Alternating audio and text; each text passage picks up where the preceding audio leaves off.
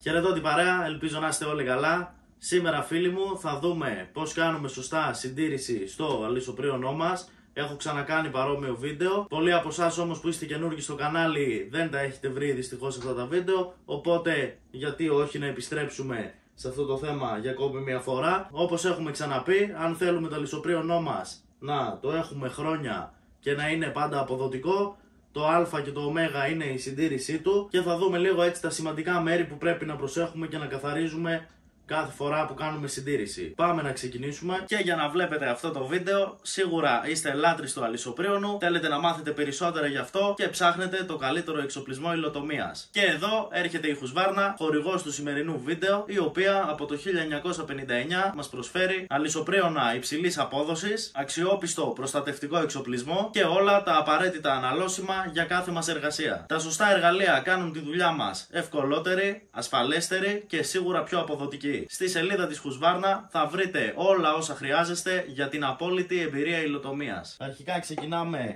αφαιρώντας το καπάκι, το κάλυμα μάλλον, του φίλτρου αέρα. Βλέπουμε μέσα, αν μπορείτε να δείτε κι εσείς πόσο σκόνη έχει. Τώρα στη συνέχεια αφαιρώ, και καλό είναι να το κάνετε πάντα αυτό, να καθαρίζετε και το σφόνδυλο, το βολάν μέσα. Ωραία. Με προσοχή τώρα βγάζουμε και το καλώδιο για να αφαιρέσουμε και το κάλυμα του σφόνδυλου, αυτό εδώ. Τώρα στη συνέχεια αφαιρούμε το κάλυμα του κυλίνδρου. Προσοχή να μην χάσετε, αυτό εδώ είναι από το φρένο.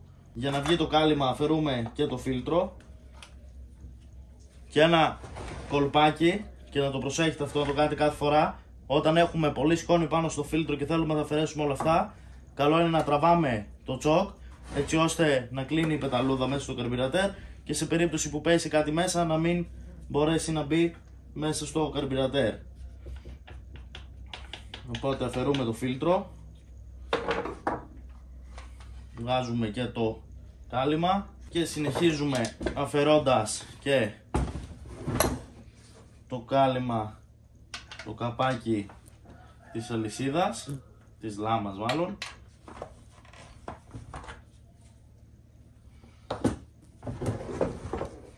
Και τώρα θα σας δείξω από κοντά τι γίνεται για να καταλάβετε. Και αυτό σκεφτείτε είναι από μία εβδομάδα εργασίας με το συγκεκριμένο αλυσοπρίωνο, γύρω στα 30 τεπόζιτα, 35 το πολύ. Έτσι, δείτε πως γίνεται μέσα. Φανταστείτε να μην το καθαρίσετε ποτέ. Όλα αυτά έχουμε πει με τον καιρό, όσο αυξάνονται πάνω στο μοτέρ, έτσι, όσο δουλεύει, κρατάει θερμοκρασία περισσότερο από το κανονικό. Δείτε, το καρμπυρατέρ έχει κρυφτεί από τη βρωμιά. Έτσι, αυτά είναι λάδια με σκόνη από τα πριονίδια, τα οποία δεν αφήνουν βέβαια το κινητήρα μας να πάρει ανάσα. Λοιπόν, και κάτι επίσης πολύ σημαντικό που κάνω εγώ πάντα όταν κάνω συντήρηση του αλυσοπρίωνου, αυτή τη μία φορά την εβδομάδα δηλαδή, έτσι, είναι να αφαιρώ την εξάτμιση και θα καταλάβετε γιατί το κάνω αυτό. Θα σας δείξω τι κρύβει κάτω από την εξάτμιση. Λοιπόν, βλέπουμε εδώ, βγήκε και η εξάτμιση, έχουμε και τη φλάτζα, οπότε αν βγάζετε την εξάτμιση να τσεκάρετε πάντα τη φλάτζα αν είναι σε καλή κατάσταση, αν έχει κάπου κοπεί, οπότε καλό είναι να τη τσεκάρουμε. Εγώ θα σας δείξω τι χρησιμοποιώ, φτιάχνω μόνος μου τις φλάτζες. Έχω εδώ το συγκεκριμένο κομμάτι που βλέπετε, είναι περμανίτης, είναι ειδικό φύλλο για φλάτζες, οπότε όταν θέλω να την αντικαταστήσω βάζω πάνω, ζωγραφίζω, σχεδιάζω μάλλον το σχήμα και απλώς με ένα μαχαίρι την κόβω. Πολύ χρήσιμο να έχετε πάντα, όσοι ασχολείστε με αλυσοπρίωνα, καλό είναι να έχετε πάντα στην αποθήκη σας κάτι τέτοιο. Είναι, όπως είπαμε, περμανίτης, μπορείτε να το βρείτε παντού, είναι φθηνό, δεν είναι ακριβό. Και ο λόγος για τον οποίο βγάζω την εξάτμιση, όπως μπορείτε να δείτε, και πάλι είναι σε καλή κατάσταση, σκεφτείτε έτσι, γιατί πάντα προσπαθώ και φυσάω και από κάτω, αλλά δείτε πάλι τι βρωμιές κρατάει εδώ μέσα, τις οποίες καλό είναι να τις καθαρίζουμε και έτσι, όπως είπαμε, τσεκάρουμε πάντα αν είναι σε καλή κατάσταση και η φλάτζα μας. Και αφού έχουμε αφαιρέσει όλα τα καλύματα, είναι ευκαιρία να τσεκάρουμε και το μπουζί μας, μιας και ανοίξαμε τα πάντα. Έχουμε ξαναπεί σε βίντεο, αλλά και εσάς που δεν γνωρίζετε, το μπουζί κάθε φορά που κάνουμε συντήρηση το ελέγχουμε, να δούμε σε τι κατάσταση βρίσκεται. Και έτσι καταλαβαίνουμε και από το χρώμα του πολλά για το κινητήρα, αν δουλεύει σωστά δηλαδή. Αυτά βέβαια είναι πιο αναλυτικά πράγματα, πιο τεχνικά. Όποιος θέλει μπορεί να βρει στο διαδίκτυο πώς πρέπει να είναι το μπουζί, πώς πρέπει να είναι το χρώμα του δηλαδή, για να καταλάβουμε αν το αλυσοπρίωνό μας δουλεύει σωστά. Καλό είναι να ξέρουμε ότι αν δουλεύουμε επαγγελματικά, ειδικά με μεγάλα αλυσοπρίωνα που δουλεύουν πιο σκληρά συνήθως, καλό είναι κάθε το πολύ 30 ώρες λειτουργίας του αλυσοπρίωνου να αλλάζουμε και το μπουζί.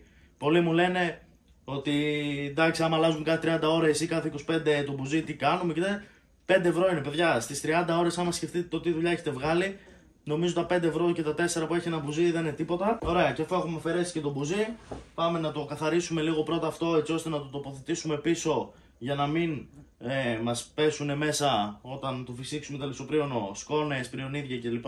Μέσα στο έμβολο, μέσα στο πιστόνι. Οπότε καλό είναι αυτό πάντα να το κάνετε πρώτο. Εγώ χρησιμοποιώ εδώ πέρα ένα πάρα πολύ καλό καθαριστικό για αλυσοπρίωνα και όχι μόνο, είναι και για τα χορτοκοπτικά σας και ό,τι έχετε. Το συγκεκριμένο είναι της Husqvarna, το Active Clean, κάνει πάρα πολύ καλή δουλειά. Οπότε ψεκάζουμε, προσπαθούμε με ένα πανί να πάρουμε όλη τη βρωμιά. Βέβαια το συγκεκριμένο μπουζί είναι ακόμα σε καλή κατάσταση. Ωραία. Και το τοποθετούμε πάλι στη θέση του. Προσοχή στο σφίξιμο του μπουζί. Δεν χρειάζεται τρελό σφίξιμο. Μόλις νιώσουμε ότι σφίγγει με το χέρι, χωρίς να το πιέσουμε πάρα πολύ, έτσι, για να μην καταστρέψουμε τα πάσα μέσα.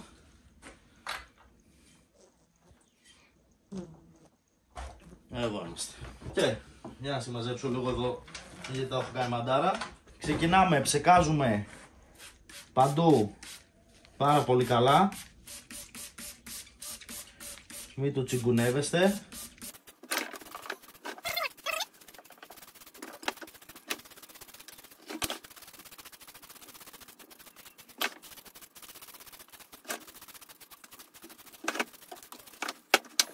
Και αφού έχουμε ψεκάσει, αφήνουμε γύρω στο 1 λεπτάκι να μπορέσει να εισχωρήσει το υγρό, το καθαριστικό μέσα στη βρωμιά και να τα μαλακώσει.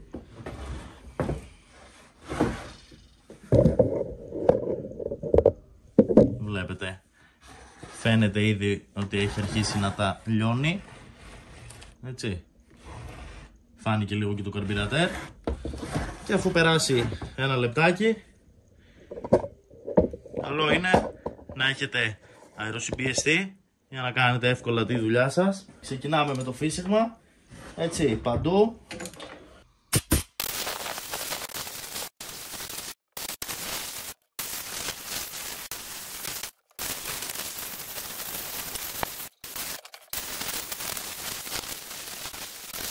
Και ήδη μπορούμε να δούμε με μία φορά που το περάσαμε τη διαφορά. Έτσι βλέπουμε, έχουμε ακόμα σε αυτά εδώ τα σημεία.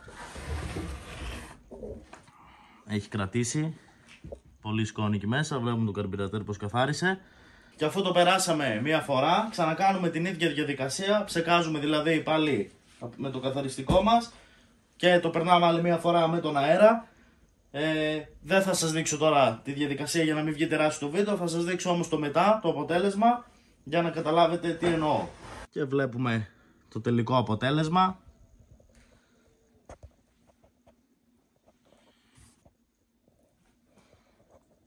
Έτσι, καμία σχέση με όταν το ανοίξαμε. Έχουν φύγει τα χοντρά και αυτό ήταν και το ζητούμενο. Έχω καθαρίσει και όλα τα καλύματα, τα καπάκια. Έτσι, το μόνο που μου έχει απομείνει είναι το φίλτρο. Και το άφησα τελευταίο για να σας πω ότι τα φίλτρα καλό είναι, αν τα φυσάτε, να τα φυσάτε με προσοχή και από μακριά. Γιατί ανοίγουν οι τρύπες, βέβαια στο μάτι δεν φαίνεται, αλλά τα καταστρέφουμε. Το συγκεκριμένο, αν έχετε τέτοια φίλτρα, τέτοιου τύπου, μπορείτε να τα ξεπλύνετε και με νερό και με σαπούνι μέσα σε ένα κουβαδάκι τέλος πάντων, και να τα αφήσετε να στεγνώσει.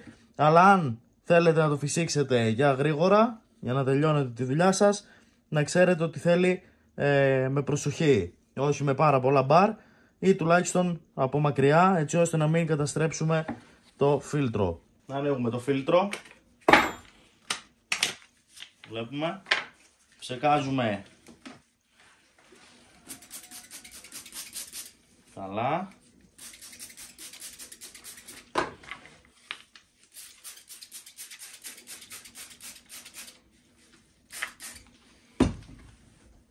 Θα σας δείξω με φύσιγμα πώς το κάνετε, αλλά όπως είπαμε από μακριά, και καλό είναι πάντα από μέσα προς τα έξω στη μεριά του φίλτρου, έτσι ώστε οι βρωμιές να φεύγουν έξω.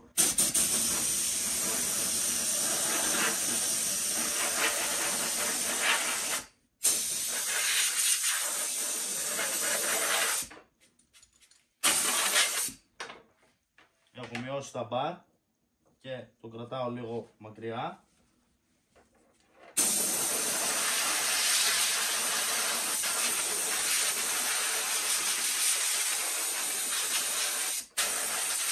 Και θα σας δείξω και από κοντά. Βλέπουμε. Έτσι. Όπως έχουμε ξαναπεί, πολύ σημαντικό το φίλτρο για τη λειτουργία του κινητήρα μας. Το προσέχουμε και το ελέγχουμε ανατακτά διαστήματα, και πάνω στη δουλειά δηλαδή όταν είμαστε, ανοίγουμε το κάλυμα και τσεκάρουμε αν θέλει τίναγμα, καθάρισμα. Οπότε έχουμε τελειώσει με όλα και το συναρμολογώ, έτσι, δεν χρειάζεται να σας δείξω πάλι την ίδια διαδικασία, οπότε τα λέμε σε λίγο. Αυτό ήταν λοιπόν για σήμερα, φίλοι μου. Είδαμε πως κάνουμε σωστά συντήρηση του κινητήρα του αλυσοπρίωνού μας. Αν θέλετε να δείτε πως κάνουμε συντήρηση στη λάμα μας ή στην αλυσίδα μας, κάτω στην περιγραφή του βίντεο θα αφήσω τα σχετικά link, τους συνδέσμους από εκείνα τα βίντεο, για να ενημερωθείτε και για αυτά όσοι δεν τα έχετε δει. Ελπίζω να σας άρεσε, ελπίζω να σας φάνηκε χρήσιμο το βίντεο. Αν είστε καινούργοι στο κανάλι, μία εγγραφή για να συνεχίσετε να βλέπετε τα βίντεο μου. Κάντε ένα like, αφήστε ένα σχόλιο. Μέχρι το επόμενο, να είστε όλοι καλά.